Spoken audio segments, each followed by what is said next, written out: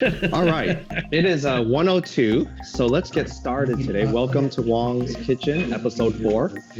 Today we're going to make wonton soup, and then also we're going to fry up some wontons.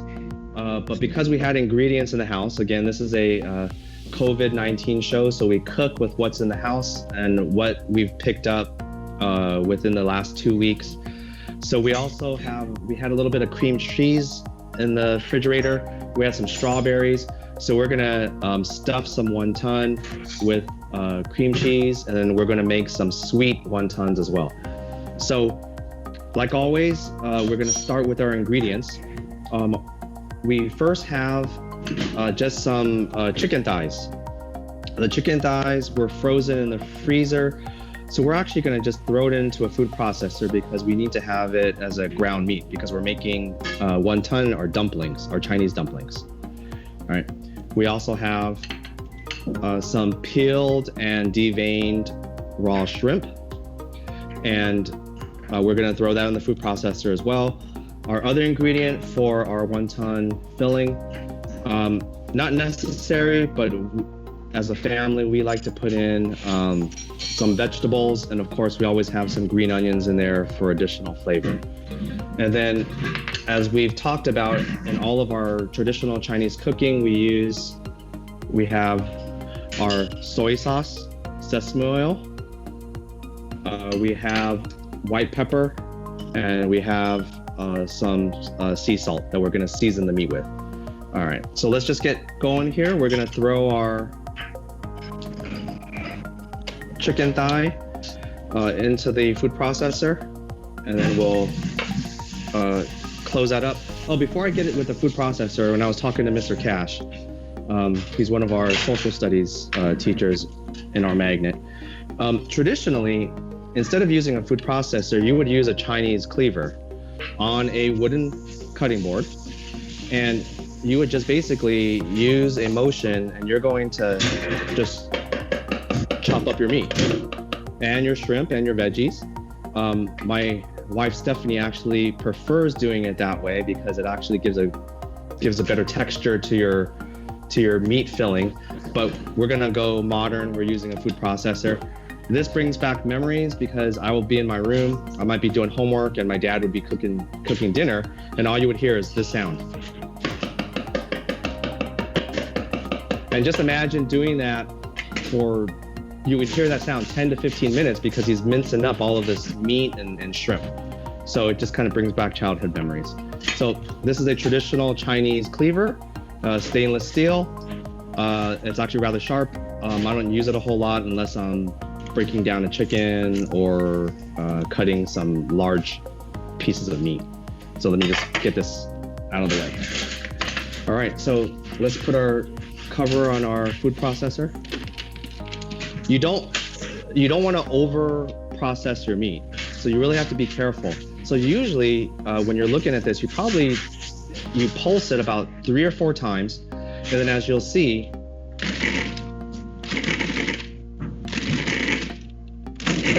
you'll know when it's ready when the meat actually starts sticking together and it looks like a ball. So we're not quite, if you open it up, we're not quite there yet. The chunks are still pretty big, so let's just hit it a couple more times.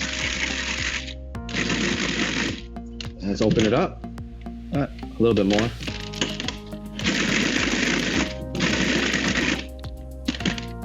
That looks pretty good. If you could see, the ground chicken is kind of clumped up over here, and that means it's not too ground up because you're not making chicken pate. You want actually little pieces of chicken still. Now you don't have to use chicken. You can use pork, and so traditionally it's always chicken or pork. Hold on, we lost our video for a minute. All right, there it goes. The video came back on. All right, so let's take this out and let's get this into our mixing bowl. And we want to do all of the ingredients separately because they all take a different amount of processing. Oops. Drop that. All right, let's just take it out with my spatula. All right, and that's just half a pound of chicken, and then we also have a half a pound of shrimp here.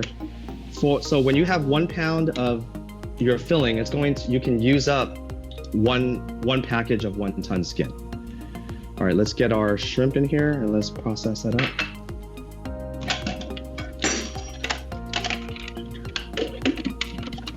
All right, the shrimp is gonna take a lot less in terms of the food processing, so let's just be really careful here because shrimp is rather delicate. And that's it. That was about 3 pulses. So let's take out our blade and then let's get this into our bowl.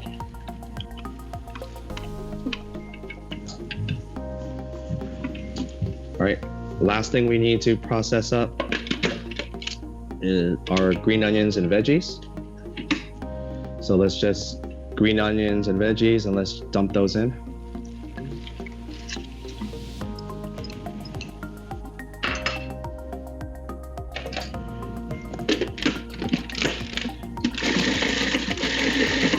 Again, don't over process your veggies,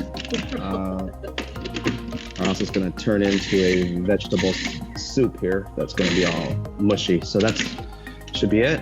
And that's okay if you have some larger pieces of veggie. So if you see there's a little larger Napa piece here, that's fine. It's just gonna go into the dumpling. Person who eats it's just gonna have a really nice fresh bite. So let's here, I'll take it. Let's get that in here. We have our wonton filling, and as we kind of season this up, let me tell you the story about wontons. This is just something that my wife Stephanie looked up. We don't know if it's actually true or not, but they said that wontons came from a doctor who was at a mountainside, and it was kind of just wanted something comforting, needed to make some food with what he had. So then this is what he came up with. He came up with a wonton dumpling. Okay, we're gonna add in our soy sauce and sesame oil, and we're gonna add in our white pepper and our salt, and we're gonna go ahead and mix that up until everything is worked together. Now, chicken is a little bit, it has a wet texture. Usually you crack in an egg in here so that everything binds together, but it's not necessary because you're using chicken and shrimp. Now, I'm using the spatula to mix it up, but of course, I'm not gonna do it during this show, and it might take me too long to actually put on a cooking glove. But if you're at home, of course, you can just use your bare hand and just go ahead and mix this all up. All right, as you can see, we have a even mixture, and once it's all mixed up, we can start making our wonton dumplings. Oh, let me finish the story. So he just used what ingredients he had, and he made these dumplings, and they were wonton. And the story goes, as since he was a doctor, and this is a very comforting food, he started putting medicine into the wonton wrapper so that he could actually deliver medication to his patients. So, I mean, that's a story about wonton. Is that true? Who knows? But you know what? Wonton is an amazing comfort food, especially on a cool day. You have your dumplings that are just so satisfying, and then you also have your chicken soup. Now, something that you have to do as you make your wonton, you want a chicken soup, and so what you can do is just have a can of chicken broth. We're going to add in a piece of ginger, fresh ginger, to just add a little bit more flavor, and then you have your vegetables that you're going to put into your chicken broth. So we're going to make this off camera. I'm going to hand this over to my daughter here on the stove, and there she goes, and she's going to take the vegetables. All right, let's get to folding our wonton here. All right, you know what? There's not really a way of folding wonton. There is if you're gonna fry them, but you know what? As long as you wrap them up and the meat's gonna stay inside, you're good. So let me just show you a quick way that I tend to do this, and you have to have a little bit of bowl of water here. I'm gonna show you the way that I learned growing up from my dad. Have a spoon, you put your meat mixture in the middle, and you just dip your finger into the water, wet one corner of the wonton, fold up, and I'm gonna wet the corner again, front and back, and all I do is I twist here. 1, 2. I know that was a little bit difficult to see. We'll do it again. And then what you do is you basically take this dumpling, you dump them into water. So let's just put a couple up onto the board here. And then actually I'm gonna have my daughter come in. She's gonna show you how to do the fancy way. Or you're gonna see some hands come in. This is my wife, Stephanie. She does a fancier way, and you can use this method so that they look a lot nicer and they actually really fry really well. So you put the meat in on the far side, all right, away from you on the corner. You're gonna roll a couple times, and then as you can see, you have a pretty tight triangle. Now this is what's great part, because she's a first grade teacher. She's going to take and twist toward the back, but basically you're gonna make bunny ears. So you see the bunny ear, and you see a bunny ear. And then once that's done, all you have to do is wet the back end of the wonton skin and go ahead and close it. So she dips the knife into the water, wets the back side of the bunny ear, and she pinches it closed. So you can bring it up closer to the camera. See, there you go. Now that's a beautifully wrapped wonton. All right, so let's do it again. And she's gonna show you how to fold it one more time. All right, as she fills it, and this is just a little it's not a sharp butter knife. There she goes. Bunny ears, wet one side, and put one bunny ear in the front, put one bunny ear in the back. All right, there's your beautiful wonton. All right, let's fold a couple more, and if you're watching, my daughter Addison's gonna come in and do another one. And so she does them the way that my dad taught me. So she wets all the corners there. She folds it up into a triangle. Wets the corner, and then there's a twist. Now here, let me just show you. There's that dumpling. All right, that's 2 different ways. And look, this is what they do in Chinese restaurants, because they just do it really quick. They put the meat in the middle, and watch this. They put a chopstick in the middle, and then they just bring their hands up like this, and they just squeeze it closed. Poked a hole. You squeeze it closed, and then that's your dumpling right there. All right, so there's multiple ways of creating your dumplings. Let's just do it one more time. Let me try to do the bunny ear. I usually don't do them this way because I'm too slow, and if you're trying to make a lot of these. Okay, so you're gonna put your meat up at the top corner, and let's roll. See, I'm not very good at this. All right, you roll. And then I'm gonna wet my fingers here. There's your bunny ears, and then tuck one here in the back, one in the front. Actually didn't come out too bad. Okay, so let's throw these in. Matt's gonna let's move the camera over here, and as we cook them up. Now these beautifully wrapped ones, we're gonna drop them into we're gonna drop these here just into the boiling water. And then we also have some pre-made, and then we're also gonna drop these ones that have the nicer shape here into the deep frying oil. All right, so let's get these frying up, and then they're boiling. Now you know when the ones in the boiling water are done when they basically start floating. Once they come up to the top, they're going to be complete. The deep fry is just that once the wrappers are a golden brown, you're basically ready to take those out. All right. So as they're cooking, let's come back to the cutting board, because we're going to fill some wonton with some of the sweet filling. So basically all we have here is just a little bit of cream cheese.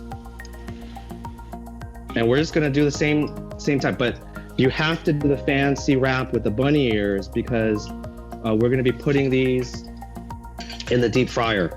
If you do them the other way, you know, if you just kind of squish them and close them, they don't stay closed and everything's gonna fall out as you deep fry them. So here we go, let's make some cream cheese filled wonton. Right. Just put a little dollop of cream cheese. Again, let's do the same roll. 1, 2, 3. There's my triangle. I'm gonna wet the side, one side, and I'm gonna close up the bunny ears. All right, so let me make a couple of these here, so that we can, again, we'll plate these up after they're done. And it looks like the ones that are deep fried are almost complete. All right, so Matt, can you move the camera all over while they're boiling? And then they're deep frying. And you can see those frying up and they're boiling. You don't need to watch me try to make these dumplings. All right, and it really takes just a couple minutes. They actually look almost done. Let's see if they're actually starting to boil. Oh, they're pretty much, I turned the water down. As you can see, they're actually in the boiling water, they're actually floating. So let's get this plated up.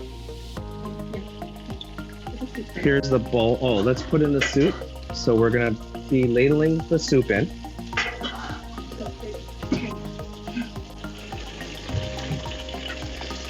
Yeah, then Addison has to make sure that she's watching those other deep fried wonton closely.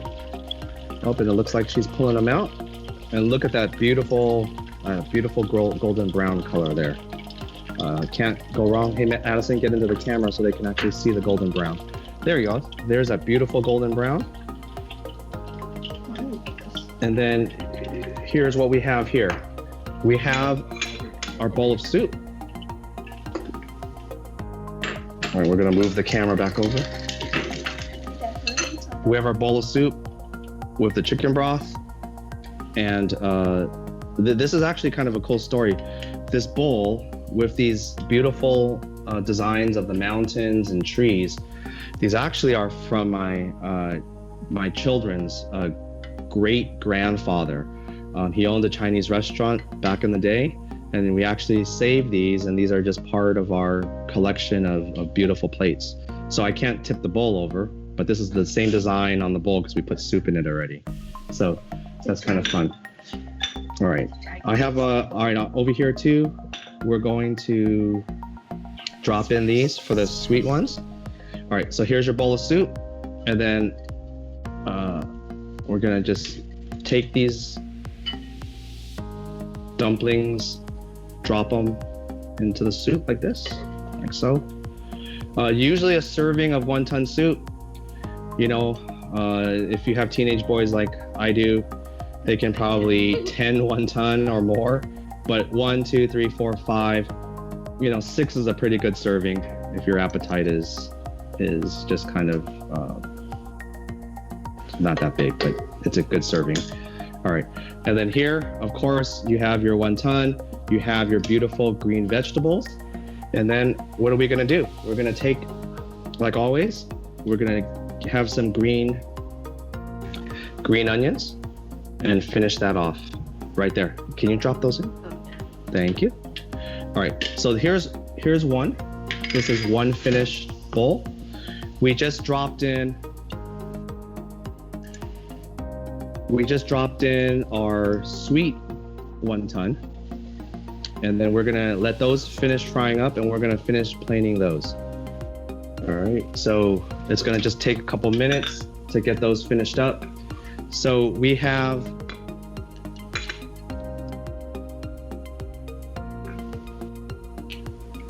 a bowl of wonton soup here.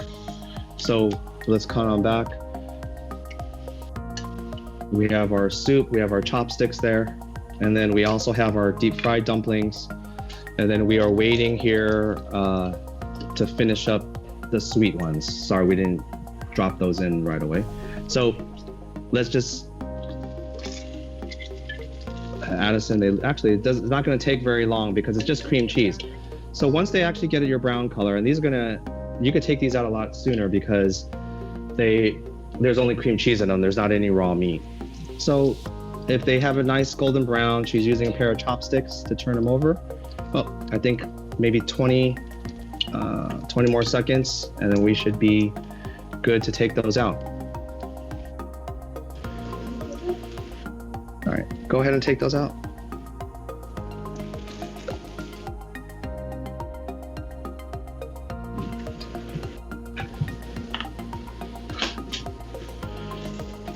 All right, she's gonna put them on a plate, and we're gonna plate these so that there's a beautiful presentation, basically as a dessert wonton.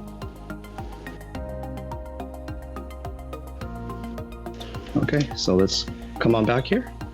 Oh, look at that beautiful golden brown on those. All right, so we have some, let's put this down. We have basically a strainer. We're gonna use this to powder the wonton with some powdered sugar. So just shake it up a little there. All right, and then we're gonna take, we have some fresh cut strawberries. So it's just nice, it's just sliced up. So we're just gonna lay that butterfly out on the side. And then we can finish it up with a fresh piece of mint sprig that we had from our garden outside. So here we have it. You have some dessert wonton with finished off with just a butterflied strawberry and then a mint sprig. You have your deep fried wonton, and these are the savory type. They have the same filling as our soup wonton. So, and here's our final bowl, and they're garnished as well with your green onions. That actually came straight off our garden too. We actually, with the virus, had some time to start planting some of our own vegetables. All right. All right, so right now, does anybody have any questions?